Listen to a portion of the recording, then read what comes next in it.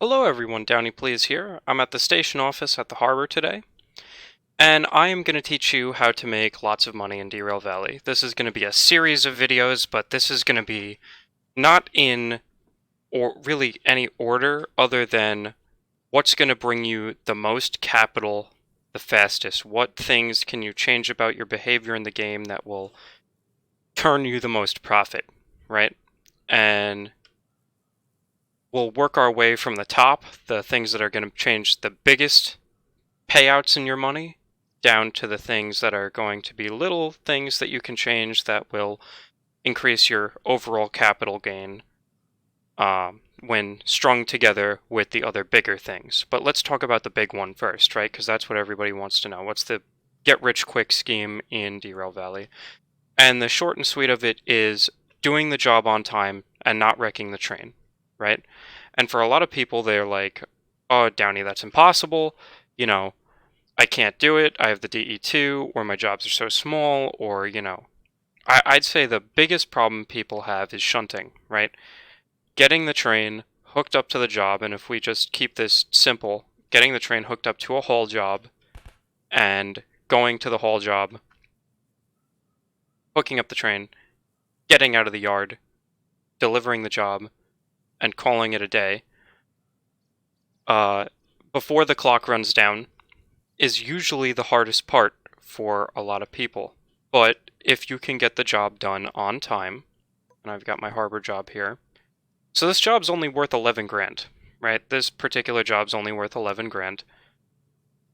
But if I get this job done in less than 30 minutes, I will make somewhere between 15 and 20 grand for this job, right? That's the time bonus. So if I complete the job in 29 minutes instead of 30 minutes, I still get the full bonus payout. It's not like the faster you complete the job, the more money you make. If you complete it under the time allocation, you get the bonus. And the bonus doesn't scale with how fast you got the job done. So don't rush. Just make a good pace when you're running along in Derail Valley where you're going to get the job into the yard on time and get to the job validator before the clock runs out. But how do we do that? How do we save time, right? Do we get in the locomotive and floor it and hope we don't derail? No. You can save a lot of time by understanding a fundamental mechanic of the game. And the mechanic we need to understand is, when does that 30-minute clock on this job start? That clock is going to start counting down as soon as I put this job in the job validator, and it regurgitates out the job sheet that'll tell me what track the job is on, how many cars, the serial numbers of the cars, what yard they're in, etc., right? And most of you are probably like, well, yeah, that's how I go and find my job. I come in here, I pick the job I want, I put it through the validator, I go move my train to the job. Well, let's see how long that takes, right? And I'm not even going to be moving a train, I'm going to be teleporting around. So I'm going to go ahead and rewind my stopwatch here. Alright, clock's ticking. Now I want this job. Now, I'm not going to put it in the validator. I'm going to go find this job without knowing really anything about this job except what's on the sheet in front of me right now. So let's go. So, a couple of things. At a really big yard like the harbor, which I think is the largest yard in the game, you've got, let's go to the station map. You've got several yards. How are you going to know what job, what yard your job is in? Well, just by flipping through the different overviews, we get a hint at the top. We get what that yard kind of consists of, right? So let's look through these and try and get an idea. Well, this is the overview, so this isn't really going to give us any answers. This is the military base yard, which we're not doing a military job. We're not at the military station office, so it's not going to be in Yard B. This is the liquids loading yard, and just to quickly look at my job, we're doing empty containers, right? So it's probably not going to be in the liquids yard. This is the crane loading yard, and that might make sense, right? because look at all the cargo containers over there. But if you were shunting this job and you were loading or unloading containers off the flat cars, it would make sense that it might either be in the crane loading yard or be going to or from the crane loading yard, but it's not going to be sitting there. Here's the transfer yard. The transfer yard is what it sounds like. It's a yard where things coming to and leaving the harbor go. So trains that are loaded up and ready to go, or trains that have arrived from other places that need to be unloaded, will usually dwell in the transfer yard. So probably going to be in the transfer yard. Probably not going to be in the passenger station yard. Might be in the storage yard. So now we've eliminated it down to 2 yards. I'm gonna say it's probably gonna be in the transfer yard because this is a haul job. It's ready to go, and we're not shunting it. We're not shunting it into storage. We're not shunting it out of storage. It's ready to go, probably in a transfer yard.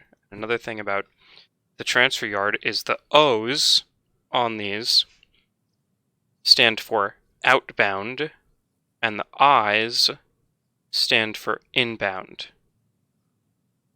So our job is outbound, it's leaving the harbor, so it's probably going to be on one of the O tracks. So with that knowledge in hand, we have our job. We have a rough guesstimation of where we think our job is. Let's go check that yard out. And mind you, I'm teleporting around as fast as I can and just kind of zipping around. I'm not moving a train, I'm not switching tracks. So factor all that into the equation when we look at the time afterwards. So our job wants us to find Ishkar green or teal or whatever you want to call these containers. And there's some Ishkar containers, and there's 3 of them. That's looking pretty good. And there's 3 Gorsk furniture containers. Now you might be asking me, but what if there's 2 of the exact same job somewhere in this massive yard? What if I accidentally hook up to the wrong one? Well, we have a way of making absolutely sure that this is our job. And the way that we do that is with this little code in the bottom right corner. This is the job generation ID. So I'll translate this into English for you. HB stands for harbor. That's the origin of the job. We're at the harbor. HB, origin of the job. FH stands for the job type. It is a freight haul job, hence the F8. And the number is the serial number of the job the game uses to pick the jobs it generates from. So it uses probably a random number generator to pick which jobs it puts in the yard, pre-built jobs. And this is job number 41. So harbor, freight haul, randomly generated job number 41. And then up here, there it is.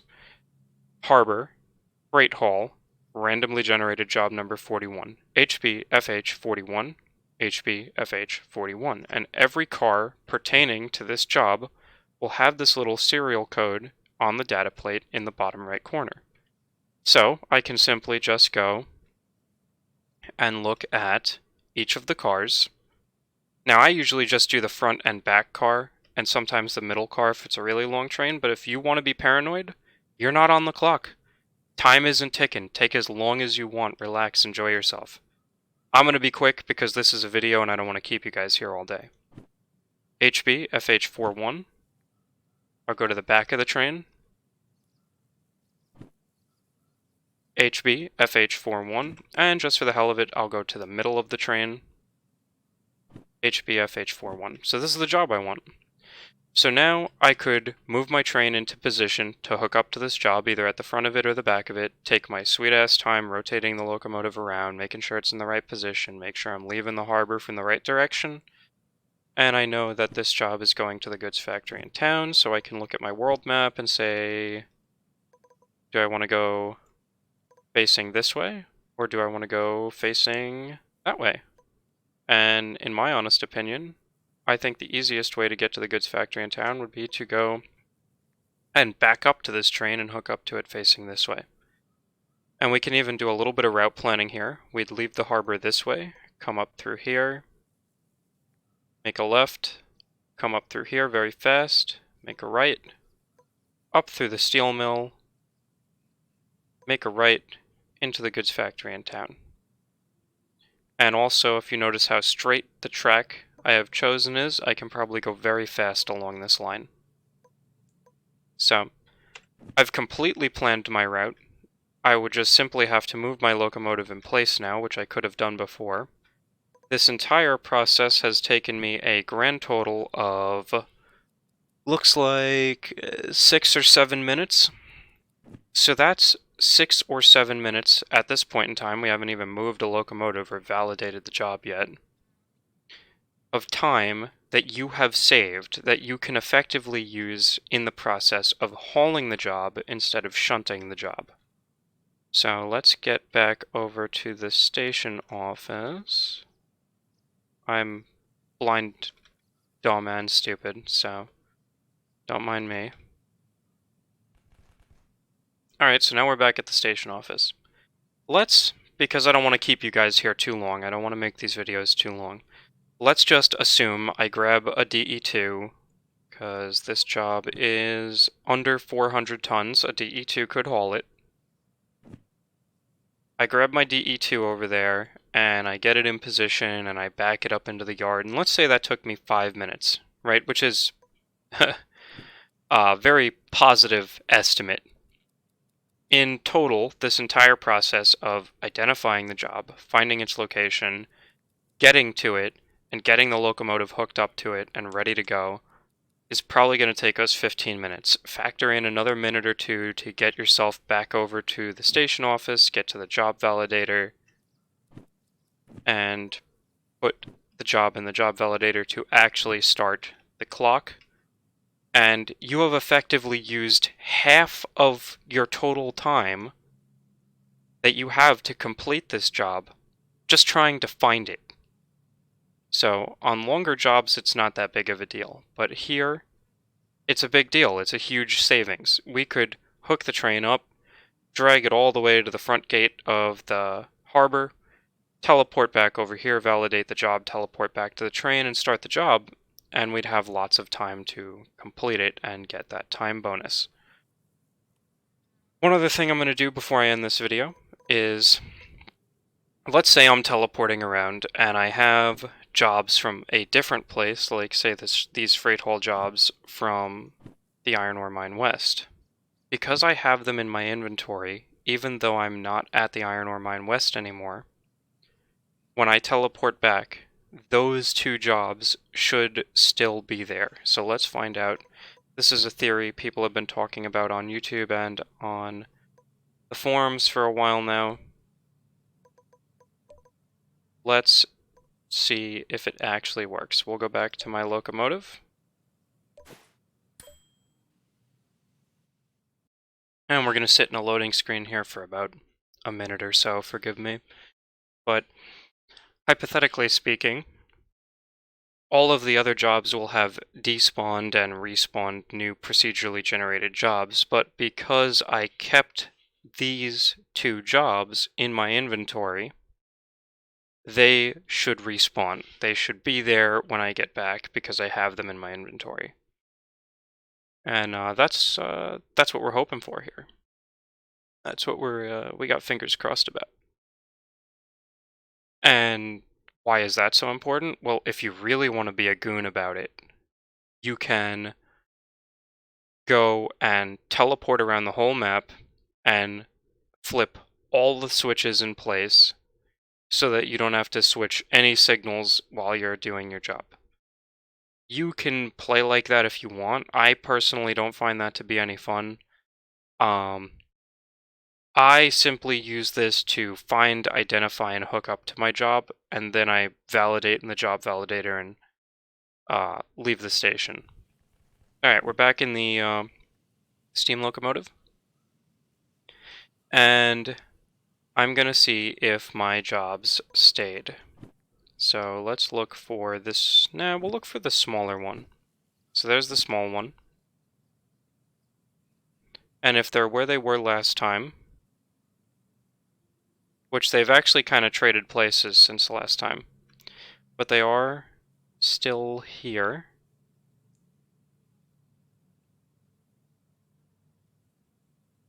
It looks like.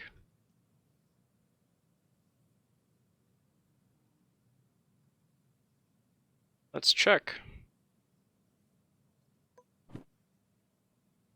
So that's 2-7, and that's 2-1. So this isn't our job. This big one over here should be 2-7. It is 4-2 now, I think. Alright. So it looks like that theory is incorrect, and that jobs do despawn when you teleport away. So, just something to keep in mind, that your locomotive will stay where it was, but your jobs won't. So these jobs are effectively garbage. So let's go throw them out. Yep. Bye-bye. And bye-bye. But I'll just do it at a smaller yard one more time for you guys to see how I would do this. So let's pick the big one. So there's 4-2, right? Iron Ore Mine West, Freight Hall, number 42. There's my locomotive. I could start getting it lit up. And here's my job. Iron Ore Mine West, Freight Hall, number 42. Long train, so I can just run down to the bottom of the train. Iron Ore Mine West, Freight Hall, number 42. Matches up. And if we're super paranoid, we can look at the middle of the train as well. Yep. Alright. And what this allows me to do now is I could take multiple jobs, right? So I could take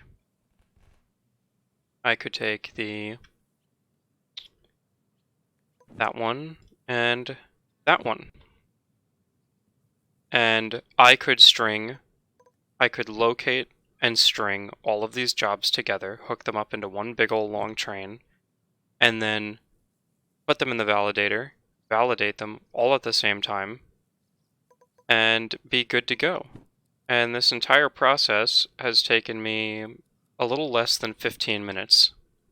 And I've found 4 jobs at 2 separate stations with multiple yards. You're going to save yourself a ton of time. You're going to be able to meet that time bonus. You're going to be able to pull that throttle back a little bit when you're traveling through the valley and still be able to make it to the job on time. Now, the last question is probably, how do I know what where the job is going to, right? And if it's a relatively long job, one of the nice things is you're probably going to get an entire line of track, empty track to yourself, so you can just run the job straight in. And we can guesstimate that too, right? So let's go to the steel mill. Alright, getting sorry for the epilepsy. Oh, nice, they added a little track ID thing. That's cool. Alright, so here's the overview. And there's my transfer yard, so it's probably going to go there. And that's it. I'd say it's going to go to the transfer yard. So we know that O stands for outbound and I stands for inbound, so we know that realistically this job is probably going to arrive on 3I, because that's one of the only inbound tracks. So we can kind of prepare for that as we are traveling along the track, getting ready to arrive at the steel mill. And there you go, there's the whole process. If you guys want to see me make a video where I do this process end to end, find the train, hook up the locomotive, run the locomotive from point A to point B, drop off the cars, and try and do it within the time constraints, I can do that for you guys. I'll probably make a video like that anyway. But yeah, I wanted to try and keep this relatively short and quick and simple. And this is the biggest way to make a ton of money in Derail Valley very quickly. you get that time bonus, and you're going to make, somewhere between 50 and 25% bonus depending on the payout of the job and depending on, your current licenses. So, hope that helped. Hope that this allows you to beat that timer more often than not, and maybe slow down a little bit and derail a little bit less. And yeah, hopefully I will see you guys in the next video.